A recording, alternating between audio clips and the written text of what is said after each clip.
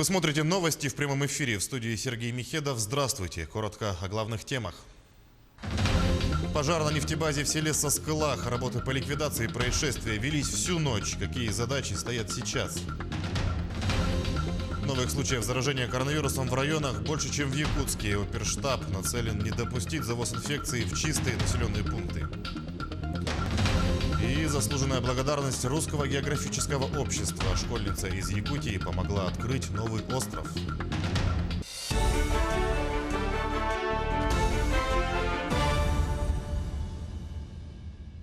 Пожар на нефтебазе в селе Соскылах локализован на площади 100 квадратных метров. Ситуация находится под контролем специалистов МЧС России, региональной службы спасения и республиканской пожарной охраны.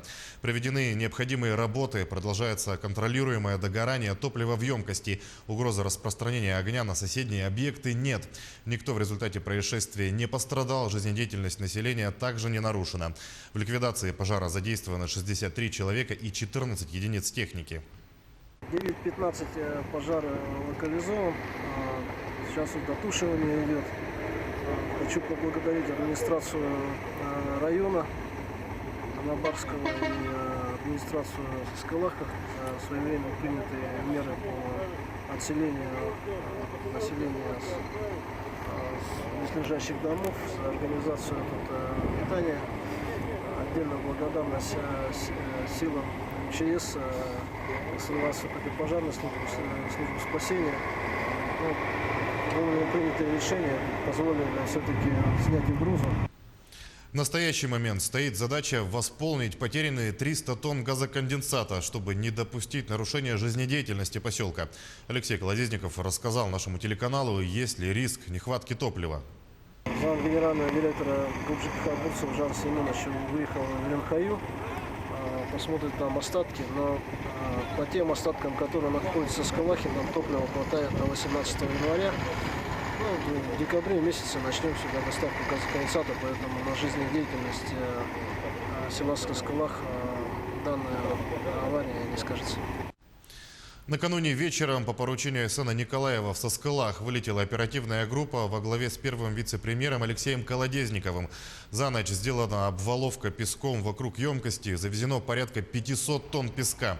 В данное время ведутся работы для защиты рядом стоящих емкостей. В пункты временного проживания из близлежащих домов переселены 114 человек. Об этом глава республики написал в своем инстаграм-аккаунте сегодня утром. Между тем, как сообщает опергруппа, работы по тушению велись всю ночь. Нефтебаза находится на расстоянии 1,5 километров от жилых домов. Сохранялся риск, что горячая емкость упадет. После обваловки он устранен. Жители близлежащих домов расселены в пункты временного размещения, такие как здание школы и детского сада. Питание людей организовано. Напомним, днем 20 августа в Соскылахе произошло возгорание автоцистерны во время заправки бензовоза. Затем огонь перекинулся на вертикальную емкость нефтебазы. Глава региона собрал экстренное совещание комиссии по чрезвычайным ситуациям, где поручил не допустить угрозу жизни и здоровью населения. Режим ЧС наследного уровня продолжает действовать в поселке. 45 новых случаев коронавирусной инфекции в Якутии выявили за минувшие сутки. Об этом сегодня сообщила заместитель руководителя оперштаба региона Ольга Балабкина. Так, в Якутске выявили 20 новых случаев, в Мирнинском районе 4, в Татинском районе 3 заболевших. В Нерюнгринском, Верхневилюйском, Мегино-Кангаласском, Нюрбинском районах зафиксировали по 2 новых случая коронавируса. В Абыйском, Алданском, Верхоянском, Вилюйском, Горном, Ленском, Намском, Оленёкском, Хангаласском и Чурапчинском за сутки выявили по 1 заболевшему. Все ближайшие контакты выявлены и изолированы. Особое внимание оперштаб сейчас уделяет приезжающим из отпусков якутянам. Одна из важнейших задач – не допустить завоз коронавируса в чистые от инфекции населенные пункты. Основной задача, которая сегодня стоит перед органами государственной власти и органами местного самоуправления, это прежде всего контроль за возвращающимся с отпусков граждан, как возвращающимся из-за пределов Республики Саха-Якутия, так и в целом возвращающимся в наши населенные пункты. В республике действительно большинство населенных пунктов осталось чистыми от коронавирусной инфекции. Это связано прежде всего и с нашими особенностями расположения населенных пунктов, это связано с нашими территориальными особенностями. Очень хотелось бы эту частоту от коронавирусной инфекции в них сохранить. Для этого все меры должны быть, наоборот, не ослаблены, а усилены, в том числе меры по контролю за состоянием здоровья людей со стороны наших медицинских учреждений и со стороны органов местного самоуправления, меры по контролю за соблюдением гражданами, и масочного режима, и, соответственно, контроль за теми, кто приезжает. Об эпидситуации в Алданском районе готов рассказать наш корреспондент Руслан Павлов. Обстановка с коронавирусом в Алданском районе стабильная. Ежедневно появляются единичные случаи. Оперативную обстановку нам доложит заместитель начальника Роспотребнадзора Альбина Серова. Альбина Никентьевна, кто в этот круг вот этих единичных выявлений коронавируса входит? Так, по состоянию на 20 августа в инфекционном отделении на лечении находится 26 человек и 11 человек в провизорном отделении с подозрением на коронавирусную инфекцию. Да, действительно, ежедневно выявляются положительные лица из числа прибывших из других регионов, кто едет из отпусков, сейчас находились на отдыхе где-то. Выявляются положительные лица из числа семейных контактов с признаками ОРВИ. Как-то состояние ОРВИ, грипп сейчас, осень наступает, способствует выявлению данных лиц? Да, действительно, за последние 2 недели увеличилось число лиц с признаками ОРВИ, которые подлежат обследованию на коронавирус. Среди них и выявляются положительные. Такая у нас обстановка в Алданском районе на сегодня. Мы следим за ее развитием. Также за минувшие сутки в Якутии ликвидировали 8 лесных пожаров. Продолжают действовать 36 природных возгораний. Сложная обстановка сохраняется в Мирнинском, Тампонском и Усть-Алданском районах, где выявили 11 очагов. Борьбу с огнем ведут более 400 человек и 77 единиц техники. Напомним, что режим ЧС в лесах регионального характера отменили накануне. А в селе Орлах Мирнинского района местные жители устали от накопившихся проблем и начали выкладывать гневный контент в Инстаграм. Увидев фото в соцсетях, наши коллеги отреагировали быстро и отправились в населенный пункт. К слову, узнав о появлении телекамер, местные власти решили исправить ситуацию. Все подробности далее. Разбросанные стройматериалы, бутылки, пакеты – все это немножечко больше украсило центральную часть села в конце июня. Фото, которые мало кого оставят равнодушным, в том числе и с детьми на фоне свалки, попали в сеть. Запечатлеть мусорные пейзажи на видеокамеру не удалось. Это убрали за 1 день. За 1 день, как узнали, что приедет телевидение, убрали это все за 1 день. А почему нельзя убирать каждый день вот так? Мы здесь не быдло, мы здесь не сельские жители, мы хотим тоже здесь хорошо жить, да? Представление об экологии портила не только свалка. Местные говорят, периодически течет септик. Зловонная жижа скапливается между двухэтажными бараками. И прежде чем высохнуть, успевает обрасти тиной. При том, что в счете за коммуналку у каждого из собственников ежемесячно по 2000 рублей, а то и выше. Пожаловались местные жители и на состояние детской площадки неподалеку.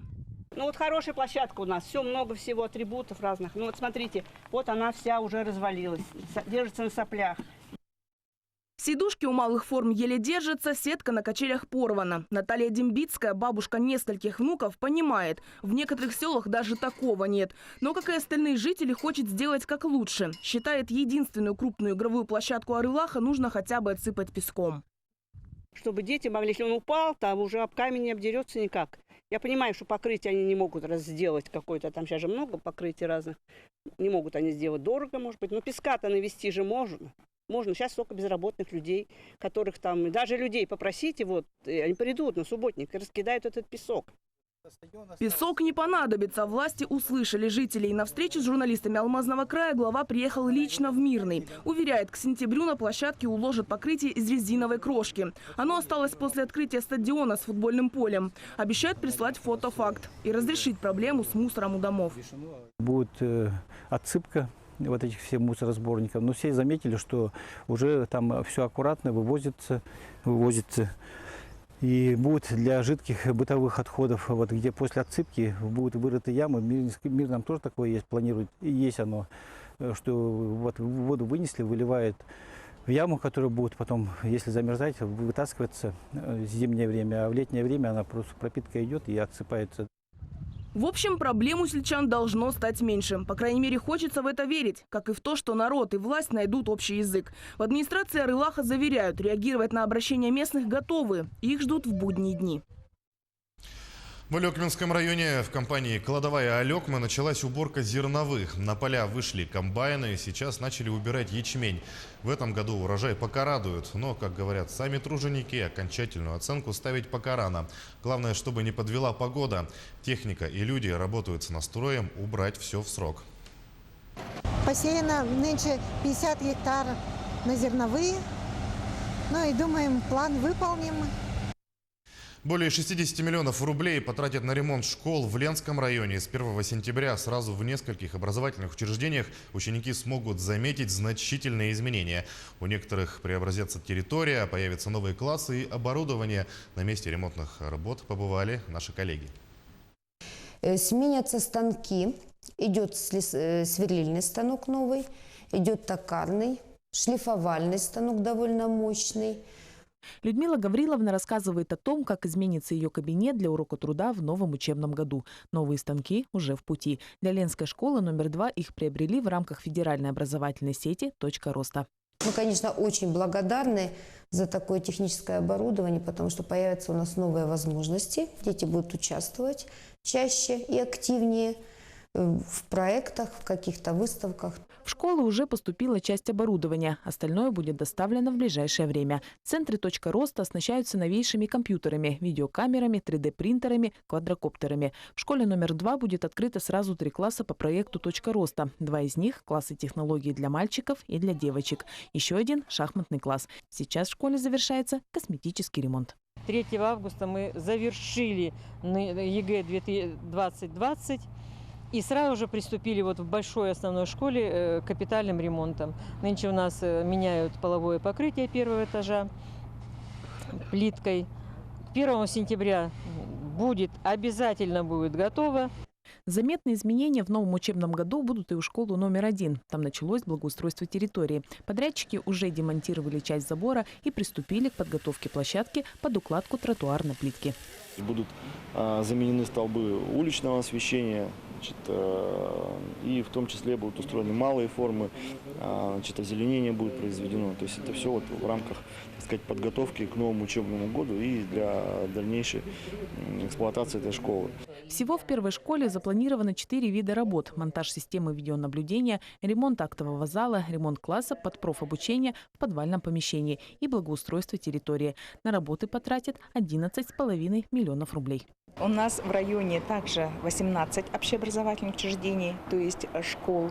На их ремонт выделено около 62 миллионов рублей. Это без детских садов. Как будет проходить новый учебный год, пока неизвестно, но Управление образования и педагоги к встрече с учениками готовы и с нетерпением ждут встречи в обновленных классах. Марина Крутихина, Олег Соснин, телеканал «Алмазный край». Школьницы из Якутии Анастасии Татариновой в числе команды первооткрывателей нового острова в проливе Вилькицкий у архипелага Новая Земля дистанционно вручена благодарность Русского географического общества. Анастасия – воспитанница Центра технического творчества города Якутска, учится в Маганской средней школе и входит в школьную проектную группу «Риск-сад» под руководством научных руководителей Ольги Мороз и Алексея Кучейко. Наставники возглавляют «Риск-сад» и на протяжении 15 лет сотрудничают с Якутией по развитию космического образования. Географическое открытие стало возможным благодаря дистанционному зондированию Земли и обработке спутниковых снимков. Это настоящее географическое открытие. Были взяты образцы грунта, которые будут привезены. И, Настя, в скором времени у тебя появится, материализуется космическое виртуальное открытие. Кусочек такого камня с арктического острова у тебя будет в руках. Настя, ты вошла в историю Русского географического общества вместе с остальными ребятами. Уже на всю жизнь. Об этом мечтают взрослые люди. Это, конечно, большая честь, во-первых. Во-вторых, это аванс. Это серьезный аванс для вас, для того, чтобы вы развивались, шли дальше, развивали проект, наращивали темпы. Для якутской школьницы штаб-квартира Русского географического общества организует экскурсионную программу в отряд подготовки космонавтов «Звездный городок». Также Анастасию пригласят в Москву на презентацию научных результатов экспедиции Северного флота. Наши корреспонденты продолжают следить за развитием событий. Оставайтесь с нами.